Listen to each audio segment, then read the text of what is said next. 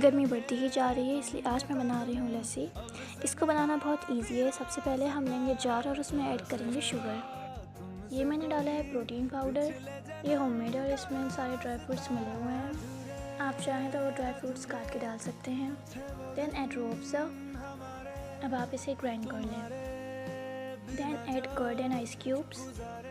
इसे थोड़ा थोड़ा दही डाल के मिक्स करते रहना। अगर एक बार में सारा दही डाल दोगे तो ये गिर जाएगा। बस फिर हमारी लस्सी बनके रेडी है। और ये बहुत ज़्यादा इजी और क्विक रेसिपी है। आप इसे ज़रूर ट्राई करिएगा और सच में ये बहुत अच्छी लग रही थी। एंजॉय।